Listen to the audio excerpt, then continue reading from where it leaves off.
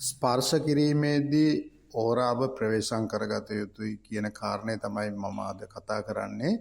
ඒකට හේතුවක් තියෙනවා මේ ඕරාව සම්බන්ධව මෙච්චරම කරුණු කියන්න හේතුව ඇත්තටම මේ ඕරාව තමයි වැදගත් වෙන්නේ මුළු මහත් විශ්වය පුරාම තියෙන සියලුම තොරතුරු ග්‍රහණය කරගන්න. ඒක නිසා මේක සම්බන්ධව කතා කරන්න නැතුව වෙන මාතෘකාවකට යන්න අපහසුයි. හේතුව බොහෝ දෙනෙකුට ගැටලුවක් තියෙනවා මෙන්න මේ කල්යාණ මිත්‍ර ශ්‍රේවණය කියන බෞද්ධ දර්ශනයේ සඳහන් වෙන කරුණ. ඇත්තට මේක සම්බන්ධව ගැඹුරින් හොයලා බලනකොට තමයි වැටහුනේ අපි අනවශ්‍ය පුද්ගලයන් ස්පර්ශ කරන්න ගියාම ඒ පුද්ගලයන්ට අපගේ ඕරා එක කාන්දු වෙන්න පටන් ගන්නවා. මේක නවත්තන්න බෑ. ඒකට හේතුව මේක ශක්ති විශේෂයක්. මම නිතරම කියන්නේ ප්‍රාණ ශක්තිය අධික වීම මත තමයි ඕරාව නිර්මාණය වෙන්නේ. එහෙමනම් ප්‍රාණ ශක්තිය කියන්නේ කොස්මික් එනර්ජි එකක්. එහෙමනම් මෙන්න මේ ශක්ති විශේෂයක තියෙන ස්වභාවික ගතිය තමයි පීඩනයේ වැඩි තැනක ඉඳලා අඩු තැනකට ශනිකව ගලනවා. හරියට විදුලි ධාරාවක තියෙන ඉලෙක්ට්‍රෝන ගලනවා වගේ. ඒක නිසා වෙන්නේ නැති ලංකාවේ ඉන්දියාව වගේ රටවල් වල මිනිස්සු අතට අත දෙන ක්‍රමයක් නැතිව නමස්තේ හෝ ආයිබෝන් කියන ක්‍රමයක් හඳුනගන්න ඇත්තේ. ඒකට හේතුව අතරත් දුන්න ගමන්ම ඕරා දෙක ස්පර්ශ වෙනවා. මේ ස්පර්ශය හරහා තව රහසක් තියෙනවා. මේ ඕරා ගැලිල්ලට අමතරව ඕරා ගලාගෙන යෑමට අමතරව රහස් තොරතුරු ගන්න පුළුවන්. සාමාන්‍යයෙන් භාවනාව තුළ හා දර්ශනය තුළ යෝගී විද්‍යාව තුළ කෙනෙකුගේ ඕරා එක අවසරයකින් තොරව බලන්න තහනම් ඒක විශ්වයට පටහැනි දෙයක්. හේතුව කෙනෙකුගේ පුද්ගලිකත්වයේ සම්පූර්ණයෙන්ම ඕරා එක තුළ තියෙනවා. ඒක නිසා අහන්නේ නැතුව ඕරා එකක් තපස් විද්‍යාව තුළදී බලන්නේ නැහැ. ඒකට හේතුව තමයි මේක අකුසලයක් වෙනවා. ඒ කියන්නේ පන්සිල් පද කැඩීමක් වගේ දෙයක් වෙනවා.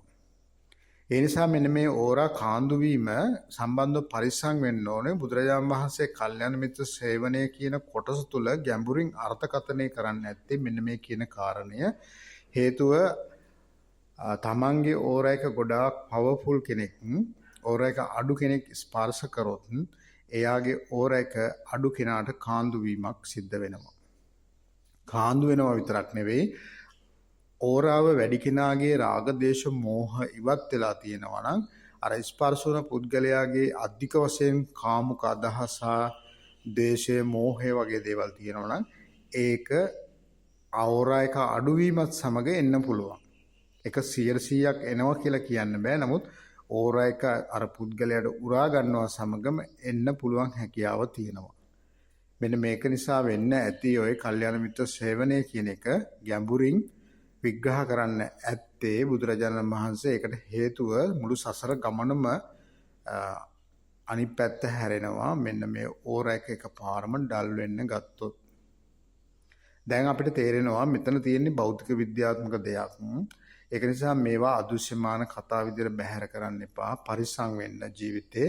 ස්පර්ශය කියන්නේ පොදු ප්‍රවාහන සේවයක යෙදෙන විට ගමන් කරන විට සිද්ධ වෙන දෙයක් නෙවෙයි. ඒකත් මතක තියාගන්න. අර අපි HIV වෛරසය අතින් අල්ලනකොට බෝ වෙන්නේ නැහැ වගේ මෙන්න මේ ඕරා එක යන්නේ නැහැ. ඒකට හේතුව ප්‍රතිරෝධයක් හදනවා අකමැති කෙනාට. මෙන්න මේ අකමැති කෙනාගේ ප්‍රතිරෝධය කලින් හඳුනාගත්තොත් මෙන්න මේ ඕරා එක ගමන් කරන්නේ.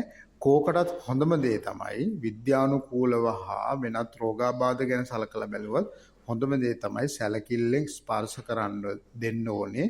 ස්පර්ශයට ලක් වෙන කෙනෙක් නම් ඒ හා සම්බන්ධව පරිස්සම් විය යුතුමයි. ඒක නිසා තමයි සමහර ශාස්ත්‍රඥ වහන්සේලා මිනිස්සුන්ට ආශිර්වාද කරනවා අත දික් කරලා දැකලා තියෙනවා ඔයාලා. ඒ ආශිර්වාදය තුලින් කරන්නේ ඔහුගේ තියෙනා වූ ඕරාව ඒ පුද්ගලයා වෙත යවනවා. ඉතින් මේක අද කාලේ නම් ගොඩක් වෙලාවට බිස්නස් එකක් වෙලා බොරුවක් වෙලා පට්ටපල් බොරුවක් වෙලා ඒකට හේතුව අර පුද්ගලයාටවත් ඕරා එකක් නැහැ. ඔහු සමාජයේ මිනිසුන්ගේ ඕරා එක හොරකම් කරනවා කියලා තමයි මට හිතෙන්නේ. ආධ්‍යාත්මික වශයෙන් දියුණු අය ඇති නැහැ කියලාම ප්‍රතික්ෂේප කරන්න බෑ. එහෙම ඉන්න අය මිනිස්සු ස්පර්ශ කර කර ඉන්න වැඩි එන්නේ නැහැ එළියට. දැන් මට කියන්න ඕන කාරණාව තිබුණේ මෙන්න මේ විතර ඕරාවක් ස්පර්ශ වීම තුළ කැමැත්ත කියන එක සාධකයේ ඊටාම් වැදගත්. මොකද විද්‍යුත් ආරෝපණ වල ප්‍රතිරෝධයක් ඇති වෙන අවස්ථා තියෙනවා. ඒ වගේ ඕරා එක තුල ප්‍රතිරෝධයක් ඇති වෙන අවස්ථා තියෙනවා. ඔබට මතක ඇති සමහර පුද්ගලයෝ ඉන්නවා අපේ ජීවිතේ මුණ ගැසුණු කාර්යාලය තුල වේවා සමාජය තුල වේවා හරිම හොඳ මිනිස්සු. නමුත් අපිට ඇතුලෙන් තේරෙනවා කොච්චර කරත් ගොඩක් ක්ලෝස් වෙලා ආශ්‍රය කරන්න බෑ. අකමැත්තක් තියෙනවා. ඔහු තුලත් තියෙනවා මම තුලත් තියෙනවා. පොඩි නිකන් නොගැලපෙන ගතියක් වගේ තියෙනවා. කොච්චර ආශ්‍රය කරත් ගොඩාක් හිතවත් වෙන්නේ නැහැ. ඒකට හේතුව තමයි මෙන්න මේ ඕරාවේ පවතින රිජෙක්ට් වීම. ඒකට හේතුව මෙන්න මේ ඕරාව හඳුනා ගන්නවා වෙන පෙර භවයන් වල තියෙනා වූ ශක්තිය. මොකද විඥානය මේ තුල ඉන්න නිසා ශක්තිය ප්‍රතික්ෂේප කරපු කෙනෙක් කියලා. මම යෝජනා කරන්නේ අනවශ්‍ය ස්පර්ශ වීම නවත්තන්න. ඒකට හේතුව තමයි අද කාලෙදි මෙන්න මේ ඕරාව හානි වීම ඉතාම ඉහළයි. සමහර විට ප්‍රසිද්ධ පුද්ගලයෝ සමහර විට රටේ නම ගියපු අය නමුත් ඒගොල්ලෝගේ රාග දේශ මෝහ නිසා මෙන්න මේ ආකාරයට ඕරාව සවුත් වෙලා තියෙන්න පුළුවන්. බලන්න සිංහල සංස්කෘතිය තුල විශේෂයෙන්ම ආයුබෝවන් කියන මිනිස්සු ඉගෙන ගත්තා. ඒකට හේතුව තමයි එතනදී ආයුබෝ වේවා කියලා ප්‍රාර්ථනාවක් කරනවා. දෙවෙනි එක තමයි ස්පර්ශයෙන් වැළකෙනවා. එතකොට ඕරාව පරිස්සම් වෙනවා. මේ අපේ ශරීරයේ කකුල් වල ඇඟිලි වලින් හා අත් දෙකේ ඇඟිලි වලින් විශාල වශයෙන් මෙන්න මේ ඕරා එක පිටතට ගලන්න පටන් ගන්නවා.